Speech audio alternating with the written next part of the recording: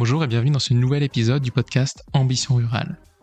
Aujourd'hui, nous partons à la rencontre de Gabriel Dupassage, un citoyen et entrepreneur engagé qui, au sein de Bouge ton coq, lance le dispositif Médecins Solidaires. Sa mission ? Lutter contre les déserts médicaux en créant un collectif de médecins engagés qui donnent de leur temps pour venir exercer dans des centres de santé ruraux. Bonne écoute.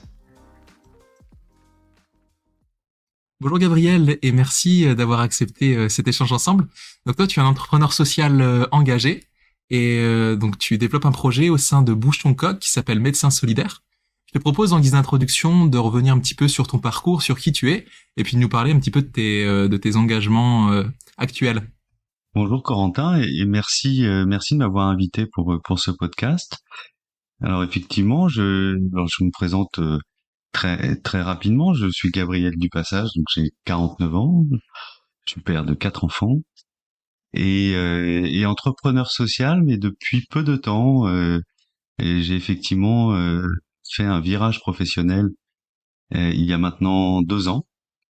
Et j'ai une expérience professionnelle assez teintée de banque. En fait, j'ai travaillé dans plusieurs banques régionales d'un grand groupe bancaire pendant près de 15 ans. Et puis, n'étant pas totalement aligné entre voilà mon métier et je crois l'action que je souhaitais vraiment propulser au service de mon pays, au service de la société, j'ai décidé de changer de voie. J'ai repris des études à Dauphine, j'ai fait le parcours entrepreneur social. Et puis sur ma route, j'ai rencontré effectivement l'association Bouge ton coq.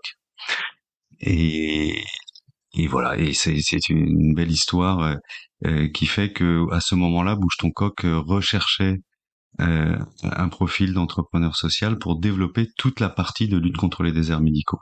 Alors Bouge ton coq, qu'est-ce que c'est ? Bouge ton coq, c'est un mouvement citoyen d'intérêt général qui a pour action quotidienne de revitaliser nos petits villages ruraux.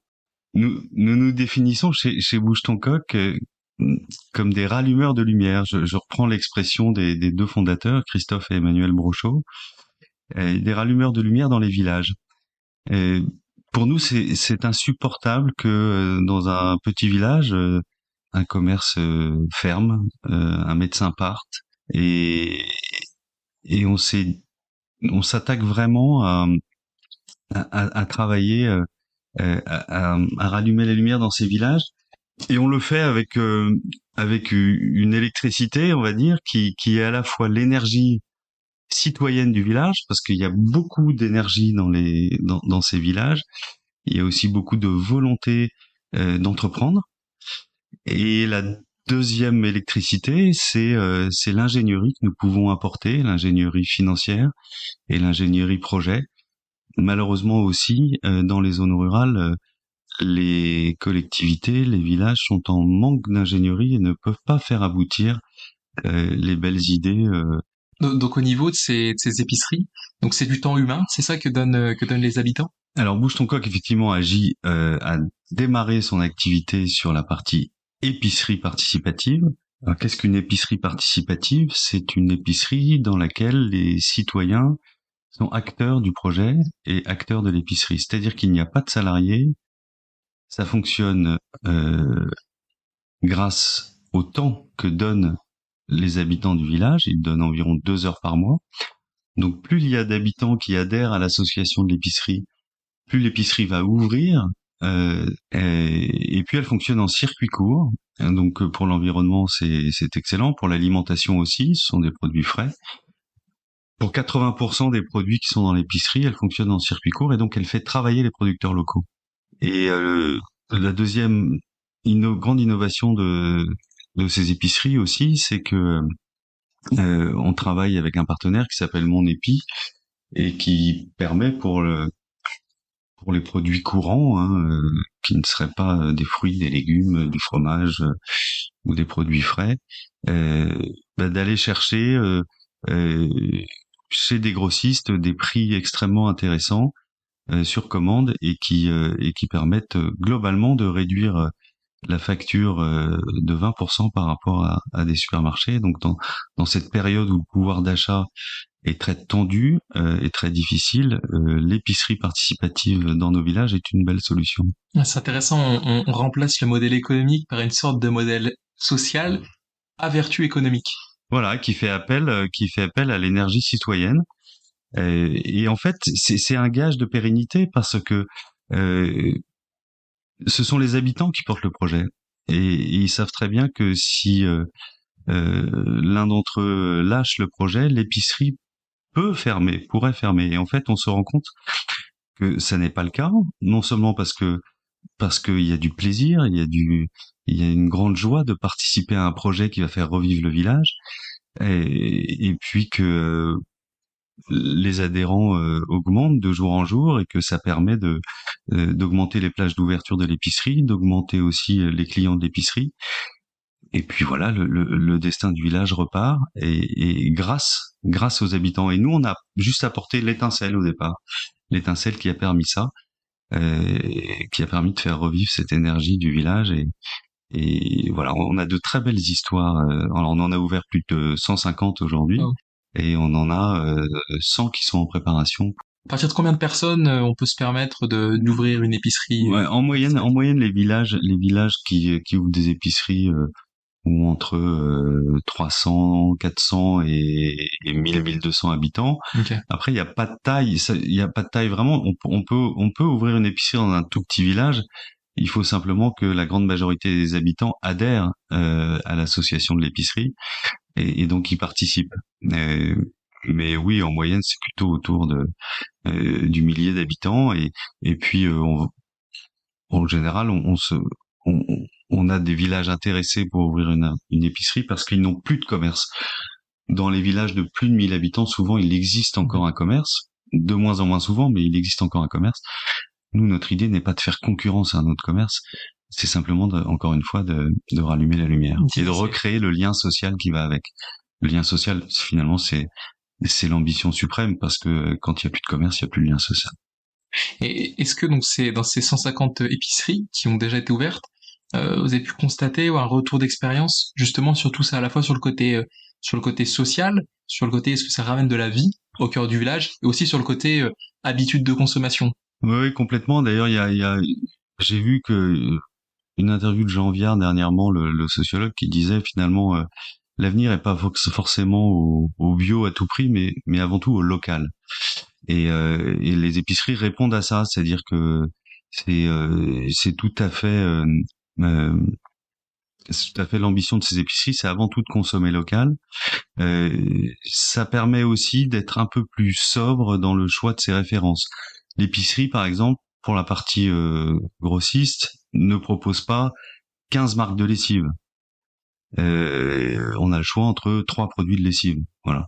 Et donc il n'y a pas on va dire, il n'y a pas d'incitation à la surconsommation. On essaie de consommer intelligemment, mais la vocation de l'épicerie, c'est bien de couvrir tous les besoins de la maison et que le supermarché devienne un complément à l'épicerie parce que effectivement, on pourrait éventuellement vouloir du Nutella et qu'il n'y en a pas, et ce qui est intéressant aussi, c'est que c'est un projet totalement participatif puisque l'ensemble des adhérents et des habitants choisissent la gamme de produits qui sera dans l'épicerie. Ils font un petit groupe de travail, disant qu'est-ce qu'on va proposer dans notre épicerie, et ils choisissent la gamme, ils le décident ensemble. Voilà. Comment est-ce que dans ces villages, on parle beaucoup d'individualisme, vous parvenez à recréer cet aspect participatif? Est-ce que c'est faire rêver? Est-ce que c'est jouer sur peut-être la nostalgie de ce petit village d'antan très dynamique, ou est-ce que c'est simplement l'idée d'avoir un projet commun et de s'engager collectivement vers quelque chose? Non, je crois que ça n'est pas la nostalgie. D'abord, nous, notre slogan, c'est le futur s'écrit au village. On est persuadé que on doit s'occuper aujourd'hui, si on veut refonder la société, du plus petit collectif de notre pays, qu'est le village. on peut pas refonder la société par en haut, on doit la refonder par en bas. Et c'est en rallumant effectivement la lumière dans les villages que le plus petit collectif, on va dire, entraînera un plus grand collectif parce que, alors, le village a de l'avenir certainement, puisqu'on constate quand même qu'il y a de plus en plus de jeunes qui souhaitent, on va dire, s'installer au vert, que le télétravail a de l'avenir, que le rapport à la nature a changé, le rapport à la terre, on y revient progressivement. Euh, donc après, comment on provoque ça? Je crois on est dans une époque où quand même on s'intéresse de plus en plus euh, à la ruralité. Je n'aime pas beaucoup ce mot-là, mais c'est le cas. Les villes deviennent un peu étouffantes, deviennent un peu oppressantes. Donc là, effectivement, il y a une époque qui est favorable à la renaissance des villages. Euh, mais après, lorsqu'un village n'a plus de service, il faut leur apporter de l'innovation. Il y a effectivement un peu de résignation. Bouche-ton-Coq est né entre la crise des Gilets jaunes et le Covid, fondé par les frères Brochot, qui sont auvergnats. Ça n'est pas anodin, c'est-à-dire que c'est une période où on avait quand même une grosse fracture entre le monde des campagnes et le monde des villes, avec une inégalité de services importante. Et, euh, et je crois que son coq a vocation à prendre soin et surtout à raviver l'énergie qui était un peu oubliée, un peu enfouie. Et pour ça, par manque d'ingénierie et puis peut-être par manque de pas de côté ou par manque d'innovation, et Bouge ton coq est allé apporter ça. Et ça redonne de l'énergie, ça redonne l'agnac aux habitants qui se disent, bah voilà, on a quelqu'un avec nous et certes, on arrive de l'extérieur, mais on se fond dans le collectif et surtout, on leur laisse la place.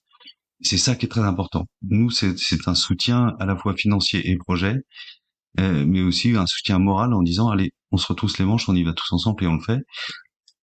Et finalement, ils ne rêvaient que de ça. Ils ne rêvaient que de ça. Tu as raison, au départ, il y a un rêve.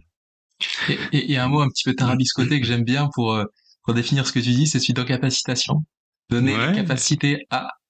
oui, c'est ça. Et puis, je pense que c'était en fait une attente probablement qui était un peu inconsciente. Mais quand on arrive avec la solution, à ce moment-là, on a de la lumière dans les yeux et on sait qu'on peut fédérer un collectif pour y arriver. C'est la même chose sur la santé. Alors, en créant d'autres collectifs, je crois qu'on va en parler. Voilà. On va y venir effectivement. Donc parce que depuis quelques mois maintenant, Ouais. Bouge ton coq, c'est aussi ce volet médical. Donc voilà, tu passes beaucoup de temps en ce moment. Oui, absolument. Écoute, c'est une très belle aventure. Donc, cette aventure, elle s'appelle Médecins Solidaires. C'est une association, Médecins Solidaires, qui a été cofondée par Bouge ton coq avec un médecin généraliste de 32 ans qui exerce en Haute-Vienne et qui s'appelle Martial Jardel. C'est un jeune médecin très enthousiaste, avec beaucoup d'énergie et on s'est retrouvé avec Martial sur notre ADN, sur nos gènes de optimiste, je crois, d'innovation dans le sens où il n'y a pas de fatalité aux déserts médicaux si on arrive à encore une fois innover et travailler en collectif. Alors comment on fait? Comment on fait? L'idée de départ de Médecins Solidaires et, et qui est venue suite au retour d'un Tour de France des remplacements qu'avait fait Martial Jardel, où à la sortie de ses études, il est allé soulager ses collègues médecins au bord de l'épuisement dans les campagnes et leur a dit, moi je prends mon camping-car et je fais le tour de dizaines de petites communes pendant 3 mois et je viens vous remplacer pour que vous preniez des vacances. Alors au départ, on était sur une idée un peu itinérante, puis finalement on a changé et on s'est dit, euh, il y a quand même très très peu de chances qu'un médecin généraliste frappe à la porte de la mairie d'un village et dise coucou, je veux m'installer pendant 30 ans sans le connaître, sans connaître le territoire, à moins d'y être né. Malheureusement, la démographie médicale ne permet pas ça. En revanche, il peut y avoir une chance, si on renverse la table, à ce que un collectif de nombreux médecins puisse se répartir le temps d'une année dans un petit village. Et on a testé ce temps-là, ce temps court, qui est le temps de la semaine. Et on s'est dit, si on demandait à un grand collectif de médecins de faire une semaine chacun, est-ce qu'on n'arriverait pas à assurer une continuité médicale dans un village? Alors, l'idée paraissait un peu folle comme ça, parce qu'on casse les codes du médecin de famille, euh, parce que des médecins qui viennent de toute la France dans un village, ça paraît logistiquement hyper compliqué. Donc tout le monde nous a pris un peu pour des fous, mais on s'est dit quand même, on va essayer de le tester. Et on est allé voir un petit village dans la Creuse qui s'appelle Agen, Ajain. Et le maire nous a regardé avec l'œil un peu interrogatif. Il nous a dit, écoutez, pourquoi pas. Et puis après, s'est enchaîné la création d'un collectif local avec bien sûr l'État, l'Agence régionale de santé, la sécurité sociale, l'ordre des médecins, tous les acteurs de santé du territoire, notamment les acteurs publics, et puis aussi la région Nouvelle-Aquitaine, la communauté d'agglomération de Guéret, plusieurs acteurs. On sait que Bouge ton coq a réuni autour d'une table et on leur a dit voilà notre idée. Nous, on voudrait tester ça et si on ouvrait notre premier centre médical à Agen avec un médecin toutes les semaines dans 4 mois. Et on y est tous allés. Voilà, on y est tous allés. On s'est tous retroussé les manches. On a tous travaillé dans ce sens-là. Premier comité de pilotage a eu lieu le 10 juin 2022. On a ouvert le 31 octobre avec une énergie dingue de la part de la mairie, de la part de la préfecture, de la part des acteurs de santé. Entre-temps, on avait recruté quelques médecins pionniers qui ont démarré le centre. Donc on a ouvert le 31 octobre et on l'a inauguré officiellement le 25 février dernier. Et puis là, on a senti qu'on avait expérimenté quelque chose qui était robuste, qui était solide, et qu'on pouvait continuer. Et donc là, je travaille à l'ouverture des 2 prochains. Waouh. Voilà. Quelle histoire. Voilà, en synthèse, l'histoire de mes derniers mois. Et c'est hyper intéressant cet aspect. On a réussi à mettre en ordre de bataille un environnement hyper régulé avec plein de parties prenantes. Ouais. Qu'est-ce qui a fait ce déclic? Comment est-ce qu'on convainc l'ordre des médecins et la région et en fait, de vous suivre? Tu as raison. Je crois que le premier déclic, c'est quand même l'urgence absolue. Ce petit village d'Agen, un peu plus de 1000 habitants, n'avait pas de médecin depuis 2 ans. Avec des habitants dans une situation résignée, parfois refusant de se soigner. Renoncement aux soins, c'est une vraie problématique en France. Il y a une urgence sanitaire en France qui est assez terrible, qu'on ne voit pas parce que, comme le dit Martial Jardel, les gens ne meurent pas dans les fossés, mais il y a des situations de maladies chroniques non soignées extrêmement graves, de diabète, d'hypertension, qui, voilà, sans médecin généraliste, malheureusement deviennent très préoccupantes. Donc le premier sujet, c'est l'urgence, c'est de se dire arrêtons de réfléchir à long terme, réfléchissons à court terme. Et c'est ça qui leur a plu, c'est de se dire finalement, ils proposent une solution qui permet l'action à très court terme, puisque ils ont en face au moins les médecins pour soigner 3 mois. À l'époque, on n'avait que 3 mois de médecins, par bouche à oreille, par relation personnelle. Et puis progressivement est venue l'idée de travailler à la continuité des soins, parce que c'est essentiel. Quand entre un médecin qui part et qui arrive, nous on avait besoin de se rassurer sur la continuité des soins. On pouvait pas faire de la médecine fragmentée. Donc on a travaillé aussi avec les acteurs de la santé, avec les médecins, sur le dossier médical du patient. Il fallait qu'il soit absolument rempli avec une exigence extrêmement forte pour que le médecin qui suive derrière puisse connaître absolument toutes les composantes de ce dossier lorsqu'il reçoit le patient. Donc on a aussi processé, euh, on a écrit une charte de valeurs pour les médecins qui lorsqu'ils s'engagent, c'est à quoi ils s'engagent. Ils s'engagent à exercer une médecine de qualité, mais aussi une médecine exigeante parce que il sait qu'il va partir à la fin de la semaine et qu'il faut que le dossier soit repris après. Enfin, voilà. Et tout ça s'est construit en quelques semaines, en quelques mois. Et aujourd'hui, effectivement, ce qui est assez formidable, c'est de voir que les patients sont hyper reconnaissants et hyper satisfaits, et que le changement de médecin ne les dérange absolument pas. Au contraire, il y en a même beaucoup de patients qui nous disent, moi, je préfère avoir 3 avis différents que Ouais. un seul avis pendant 20 ans. Et en fait, les regards croisés sont hyper importants. Ils savent très bien que le dossier est nickel, donc repris, même s'ils arrivent 3 semaines, un mois après, par le médecin, grâce aussi aux salariés qu'on embauche, les coordinatrices, qui sont 2 personnes absolument formidables que nous avons formées. Donc les patients sont enchantés, et puis les médecins nous disent à la fin de la semaine, j'ai vécu une aventure incroyable, j'ai été médecin de campagne pendant 1 semaine, et qu'une envie, c'est de revenir dans 6 mois. Donc si on a des signaux, si tu veux, extrêmement positifs qui nous permettent de croire, si notre collectif grandit, parce que c'est ça la clé, que nous pourrons aller soulager quand même plusieurs milliers de patients dans les déserts médicaux. On sera jamais la solution aux déserts médicaux, mais on peut être une contribution importante. Ouais, ça peut être une solution aussi pour que des médecins qui n'avaient pas spécialement prévu de s'installer en zone rurale se Alors disent voilà, ok, ça me plaît et ça peut-être que je vais y rester un peu plus c'est le longtemps. deuxième effet qui se coule à plus long terme, c'est que euh, on crée un flux, de médecins toute l'année. Chaque semaine, il y a un médecin. Et parmi ces médecins, il y a beaucoup de jeunes. Il y a beaucoup de médecins remplaçants qui ne sont pas encore installés et qui se posent la question de leur installation et qui se disent, j'ai jamais testé la médecine de campagne, je suis plutôt de la ville. Peut-être que m'installer dans la Creuse ou dans un autre département, je l'ai fait 1 fois, je vais peut-être revenir 2 fois. Tiens, j'ai été hyper bien accueilli par le territoire. On remet le territoire en face de ses responsabilités aussi, hein. Le maire vient les accueillir tous les lundis.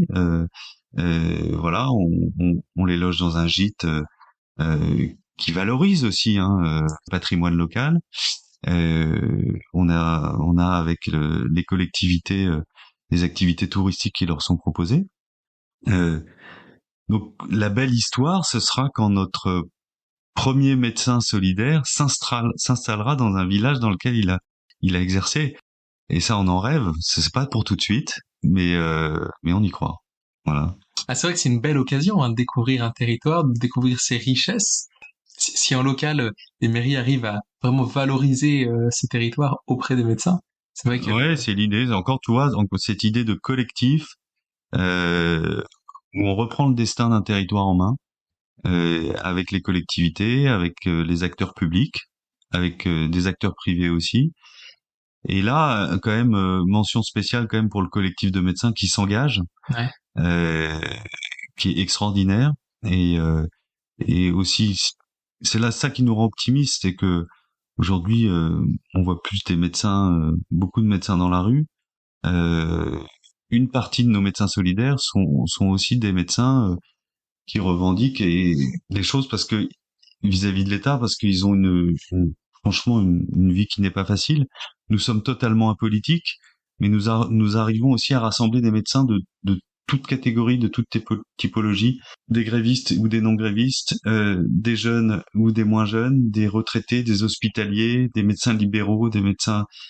Et ça, c'est extraordinaire parce on découvre qu'ils ont tous, en tout cas, ceux qui s'engagent, cette fibre citoyenne et collective intacte, et ça réenchante un peu aussi la médecine de ce point de vue-là, et leur vocation. Voilà, leur vocation originelle. parler de justement des problèmes avec la médecine en France, que ce soit dans les zones rurales, dans les hôpitaux.